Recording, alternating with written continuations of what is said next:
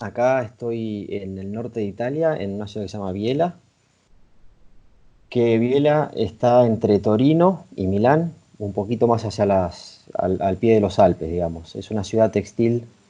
Me vine acá porque, bueno, en la Patagonia, como saben, bueno, la industria textil es muy importante y yo trabajo para un grupo que tiene una fábrica en Argentina, en Trelew, y se llama Furman, y ahí, bueno, manejamos también campos y demás, y exportamos el producto procesado. Y acá hay otra, está la casa central, digamos, del grupo.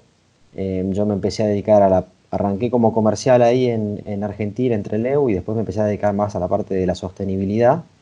Y había, digamos, es algo medio nuevo de alguna manera, entonces en el grupo me pidieron que viniera a hacerlo para todo el grupo, no solo para Argentina, y así fue que el año pasado, en agosto, fines de agosto, me transferí para acá con mi familia, que como está compuesta por mi señora, que es de ahí de Trelew también, y mis dos hijos, Mariano y Guillermina, de 5 y 2 años.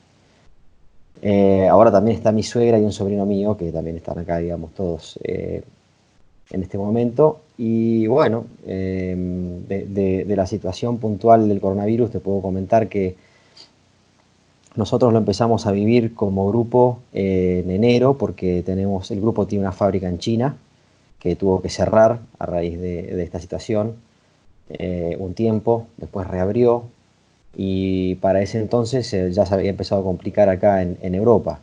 En Europa el virus, por lo que se sabe, entró desde Alemania hacia Italia, y acá, por algún motivo que todavía no se entiende mucho, se propagó de una manera tremenda, como todos ya saben, y por ahí es un poco lo que estaban, el termómetro del virus afuera de China, que es un país que no es confiable en cuanto a la información que divulga. Creo que es un poco Italia hoy en día, y nosotros ya estamos hace 4 o 5 semanas en cuarentena, en el caso de mis hijos más, porque el colegio, el jardín cerró 2 semanas antes. Y nada, siguiendo, digamos, muy a rajatabla todas las medidas que nos piden, que es básicamente quedarse en casa, igual que ahí. Y lamentablemente lo que más cuesta es ver que no hay una evolución muy positiva en cuanto a los números del coronavirus acá en Italia. Consultarte si la gente respeta esta cuarentena, sabiendo de igual manera que, a diferencia de Argentina, se comenzó un poco más tarde, quizás ya con el virus bastante, que había llegado ya bastante gente, se respeta. ¿Qué pasa con esto? Bueno, acá Italia, como posiblemente como cualquier país, es muy variado en cuanto a sus regiones, el norte y el sur sobre todo, es muy marcada la diferencia, y dentro del norte también las ciudades grandes y los lugares más chicos son distintos. Acá se respeta bastante en la zona donde estamos nosotros, se respeta mucho. De hecho, yo estoy acá cerca, tengo la montaña. Al principio podíamos salir a caminar y eso, ahora ya nos pidieron que ni siquiera hagamos eso, y se nota que son muy poquitos los que salen a caminar. eh, Nosotros ni siquiera eso, digamos. Sí, se respeta mucho acá. Tardó por ahí un poco en adoptarse las medidas más restrictivas, porque acá, como fue el primer lugar afuera de China donde se extendió la pandemia, y de hecho cuando arrancó en Italia todavía estaba considerada una epidemia por la OMS, se tardó un poco por ahí en tomar medidas a causa del desconocimiento que había y de la falta de información, y siguiendo las instrucciones de la OMS, que fueron desacertadas en un primer momento. ¿Qué se avisora desde allí, siendo de que, bueno, van bastante adelantados con respecto a diferencia del mundo? Todo comenzó en China, luego Europa, donde, bueno, en algún momento ya va a comenzar la merma justamente de aquellas personas contagiadas. De hecho, ya se está viendo de que no hay tanta cantidad de contagiados diariamente. ¿Qué es lo que se avisora? ¿Cómo queda el panorama, en este caso, no solamente económico, sino social, que podés ver justamente en la sociedad? Sí, el panorama económico en este momento está en un muy segundo plano.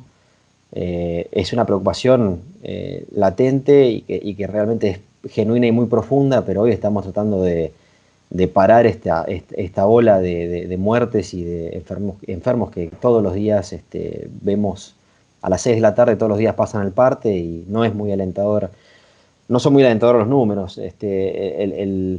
Digamos, uno tiene que mirarlos con mucho optimismo para ver que no hay más muertos que el día anterior, pero la verdad es que estamos en el orden de entre los 700 y los 800 fallecimientos diarios desde hace más de una semana o dos, creo.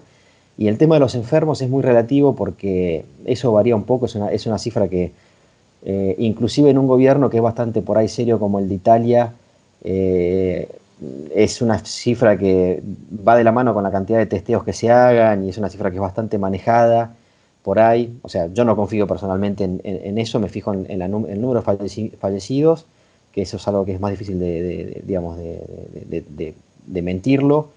Y bueno, no es alentador el número, la verdad. Así que nosotros estamos hace un tiempo largo. Por suerte en Chubut también me pone muy contento saber que todavía no hay casos. Es una felicidad enorme desde ese lado porque la verdad es que eh, en el momento que se empiece a dar y a extender el virus no hay forma de frenarlo. Se puede simplemente, lo que dicen, eso de aplanar un poco la curva, pero no se frena. Con lo cual, cuando impacte en Chubut, Dios quiera que no llegue o que sea lo más tarde posible, va a haber que quedarse en la casa, cuidarse muchísimo y rogar porque llegue rápido un remedio, porque las vacunas son de 18 o 12 meses, un remedio o algún tratamiento que nos permita de alguna manera volver a salir a la calle en algún momento, porque hoy nosotros no estamos viendo, digamos, el final de esta situación y ya llevamos 4 o 5 semanas de aislamiento absoluto.